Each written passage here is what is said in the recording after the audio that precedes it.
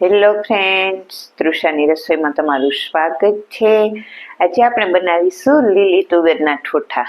સૂકી તુવેરમાંથી પણ બને, પણ અત્યારે આપણે લીલી તુવેરની સિઝન છે તો લીલી તુવેર સરસ આવતી હોય, આજે હું લીલી તુવેરના ઠોઠા બનાવીશ। તો ચાલો જોઈ લઈએ આજની મસ્ત મજાની રેસીપી લીલી તુવેરના ઠોઠા।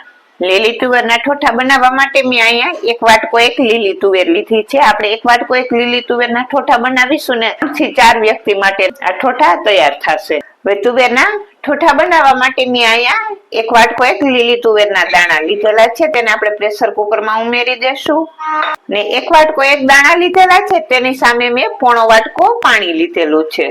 બહુ જાજુ પાણી નથી ઉમેરવાનું અને તુવેરના દાણાને આપણે સારી રીતે સાફ કરી ધોઈ અને પછી જ લેવાના છે। આમાં હું અડધી ચમચી જેટલું નિમક ઉમેરીશ અને એક ચપટી જેટલી ખાંડ, જેથી કરીને તુવેરના દાણાનો કલર સરસ ગ્રીન જળવાઈ રહે। હવે આપણે આ પ્રેશર કુકરનું ઢાંકણ બંધ કરી અને મીડિયમ ગેસ ઉપર આપણે આને 4 વિસલ કરી લેવાની છે। 4 વિસલમાં સરસ બફાઈ જશે, તો આને ગેસ આપણે મીડિયમ રાખવાનો છે, ફાસ્ટ ગેસ ઉપર નથી કરવાની વિસલ। આની 4 વિસલ હું કરી લઉં। આપણા તુવેર બફાઈ ગઈ છે, તુવેરના દાણા સરસ આ રીતે બફાઈ ગયા છે। આ રીતે હાથેથી આપણે મેશ કરી અને મેશ થઈ જાય ને તેવા બાફવાના છે। આ સરસ બફાઈ ગયા છે। હવે ગેસ ચાલુ કરી અને હું આ પેન મૂકી દઉં, આપણે શાકનો વઘાર કરી લેશું। આપણે આમાં 2 ચમચા જેટલું તેલ ઉમેરીશું અને આ 3 ટેબલ સ્પૂન જેટલું તેલ થશે। આ તમને જેટલું તેલ પસંદ હોય તેટલું તમે લઈ શકો, વધારે પસંદ હોય તો વધારે પણ લઈ શકો અને ઓછું પસંદ હોય તો ઓછું પણ લઈ શકો। અત્યારે આપણે મીડિયમ તેલ લીધું, નહીં જાજુ કે નહીં થોડું। તેલ ગરમ થાય એટલે મેં અહીંયા 4 લવિંગ લીધેલા છે તે ઉમેરી, 1 ચકરી ફૂલ, 1 ટીસ્પૂન એક આખું જીરું, 2 સૂકા લાલ મરચા, થોડાક મીઠા લીમડાના પાન અને મેં અહીંયા એક વાટકો એક ડુંગળી લીધેલી છે, સાવ બારીક ચોપ કરી લીધેલું છે મેં આને। અને જેટલા આપણે તુવેરના દાણા લઈએ ને તેટલી ડુંગળી લેવાની છે, બધું એક સરખું માપ રાખવાનું। આપણે આમાં મિક્સ કરી દેશું અને આપણે જ્યારે ડુંગળી લઈએ ને ત્યારે ડુંગળી સાવ ઝીણી કટ કરી લેવાની। મેં અત્યારે ચોપરમાં નાખી અને તેને ચોપ કરી લીધેલી છે, એકદમ બારીક ચોપ કરી લેવાની। મેં ડુંગળીને એકાદી મિનિટ સાતળેલી તો સરસ સતળાઈ ગઈ છે। આમાં હું થોડુંક લીલું લસણ ઉમેરી, તમારી પાસે લીલું લસણ ના હોય અને સૂકું લસણ ઉમેરવું હોય તો તે પણ તમે ઉમેરી શકો, પણ લીલા લસણનો સ્વાદ એકદમ સરસ આવશે।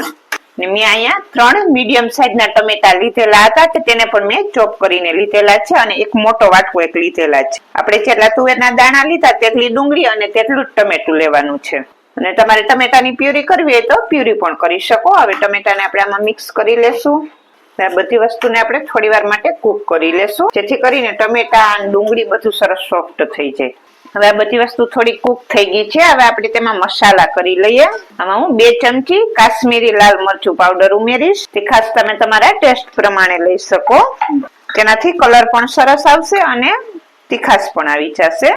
1 ટીસ્પૂન એક ધાણા જીરું પાવડર, અડધી ટીસ્પૂન હળદર પાવડર, અડધી ટીસ્પૂન જેટલું નિમક ઉમેરીશ। નિમક આપણે તુવેર જ્યારે બાફેલી તુવેરના દાણા ત્યારે પણ આપણે ઉમેરેલું હતું, એટલે અત્યારે ઓછું ઉમેરીશું, પાછું ચેક કરી લેવાનું, જોઈએ તો ઉમેરીશું। આ બધી વસ્તુને મસાલામાં મિક્સ કરી લેશું। આમાં હું લીલું મરચું કટ કરીને ઉમેરીશ। મરચું અત્યારે મેં બહુ તીખું નથી લીધેલું, મીડિયમ છે, બહુ તીખું નહીં લેવાનું। બહુ તીખું લેશો તો એકદમ શાક તીખું તીખું થશે અને એના બદલે તમે લાલ મરચું પાવડર વધારે ઉમેરી શકો। આપણે મરચાને પણ આમાં મિક્સ કરી દેશું। હવે આપણે આને તેલ છૂટું પડે ને ત્યાં સુધી કૂક કરી લેશું। ટમેટું, ડુંગળી, લસણ બધું સરસ કૂક થઈ ગયું છે। મેં આને 2-3 મિનિટ કૂક કરેલું છે। હવે બધું સરસ કૂક થઈ ગયું, તમે જો એકદમ સરસ મેશ થઈ ગયું ને તેવું થઈ ગયું છે અને તેનું તેલ પણ છૂટું પડી ગયું છે। હવે જે આપણે આ લીલી તુવેરના દાણા બાફેલા છે તે આપણે આમાં ઉમેરી દેશું અને તમે જોયું આપણે બાફવામાં પાણી થોડુંક જ ઉમેરેલું હતું, એટલે આમાં થોડુંક જ પાણી નીકળેલું છે। તમારે જેવો રસો જોઈએ તે પ્રમાણે તમારે પાણી ઉમેરવાનું। હું આમાં 2-3 ચમચી જેટલું પાણી ઉમેરીશ। તમારે રસાવાળું આ શાક જોતું હોય તો વધારે પાણી ઉમેરવાનું, અત્યારે આપણે મીડિયમ રાખીશું। હવે આપણે આને એકાદી મિનિટ માટે કૂક કરી લેશું, જે આપણે તુવેરના દાણા આમાં ઉમેરેલા છે ને તેમાં બધો મસાલો સરસ ચડી જાય। છેલ્લે આપણે આમાં 1 ટીસ્પૂન એક ગરમ મસાલો ઉમેરીશું, તેનાથી ટેસ્ટ એકદમ સરસ આવશે। ગરમ મસાલો બને ત્યાં સુધી છેલ્લે જ ઉમેરજો, એકદમ સરસ એનું ફ્લેવર બેસી જશે શાકમાં। ગરમ મસાલો સરસ આમાં મિક્સ થઈ ગયો છે। આપણે હવે આને એકાદી મિનિટ માટે કૂક થવા દેશું। મેં શાકને 2 મિનિટ જેટલું કૂક કરેલું છે. તમે જો તેનું તેલ પણ સરસ છૂટું પડી ગયું, ઉપર તેલ પણ આવી ગયું અને બધો મસાલો પણ સરસ તુવેરમાં ચડી ગયો. મસ્ત મજાનું આપણું આ શાક બનીને તૈયાર થઈ ગયું છે. મેં અત્યારે આટલો રસો રાખેલો છે. તમારે વધારે રસો જોતો હોય તો તમે વધારે પણ રાખી શકો. મેં અત્યારે માપે રાખેલો છે, બહુ જાજો પણ નહીં અને બહુ થોડો પણ નહીં. હવે હું ગેસ ઓફ કરી દઈશ ને ઉપરથી લીલા ધાણા ભાજી ઉમેરી દઈશ. ધાણા ભાજીને આમાં મિક્સ કરી લેશું. શાક બનીને તૈયાર થઈ ગયું છે. બ્રેડ શેકી લઈશ. પેલા આપણે બટર ઉમેરીશું ને બ્રેડ ને મૂકી દઈશ. આપણે તુવેરના ઠોઠા બ્રેડ સાથે જ ખવાતા હોય, તેની સાથે બહુ સરસ લાગે. આપણે બ્રેડ ને બટર નાખી અને શેકી લેવાની છે. તમે વ્હાઈટ બ્રેડ લઈ શકો, બ્રાઉન બ્રેડ લઈ શકો, ગમે તે બ્રેડ લઈ શકો. બ્રેડ શેકાઈ ગઈ છે. આપણે મીડિયમ ગેસ ઉપર જ બ્રેડ ને શેકવાની, ફાસ્ટ ગેસ ઉપર નથી શેકવાની. બ્રેડ શેકાઈ ગઈ છે, તેને હું બહાર કાઢી લઉં. તુવેરનું શાક બનીને તૈયાર થઈ ગયું છે. આપણે તેને સર્વ કરીશું. અત્યારે ઠંડીમાં ખાવાની મજા પડી જાય ને તેવું મસ્ત મજાનું આપણું આ શાક બનીને તૈયાર થઈ ગયું છે. સાથે હું બ્રેડ સર્વ કરીશ. તુવેરના ઠોઠા હોય અને જલેબી ના હોય તેવું તો બને જ નહીં. મસ્ત મજાની જલેબી. આપણે શાકને ગાર્નિશ કરીશું. લીલું લસણ હું ઉમેરીશ, થોડાક લીલા ધાણા ભાજી ને થોડીક ઝીણી સેવ.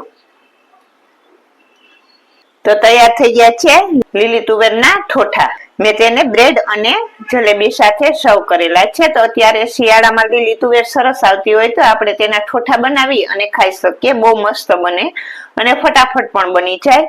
તો મસ્ત મજાની આજની આ રેસીપી બનીને તૈયાર થઈ ગઈ છે. આજની આ રેસીપી તમને સારી લાગે તો એક લાઈક કરી દેજો, તમારા ફ્રેન્ડ સર્કલમાં શેર કરી દેજો અને ચેનલને સબસ્ક્રાઇબ કરી દેજો. બાજુમાં રહેલા બેલ આઇકન બટનને દબાવી દેજો, જેથી કરીને મારી નવી નવી રેસીપી તમને રોજ મળતી જ રહે.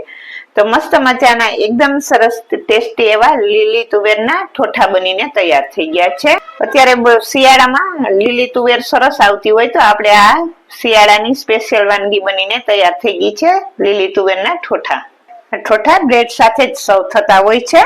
મસ્ત મજાની એકદમ સરસ ટેસ્ટી એવા ઠોઠા બનીને તૈયાર થાય છે. તમે જો કેટલા મસ્ત બનીને તૈયાર થયા છે. એકદમ સરસ ગ્રેવી વાળા બનીને તૈયાર થાય છે. તો તૈયાર છે લીલી તુવેરના ઠોઠા.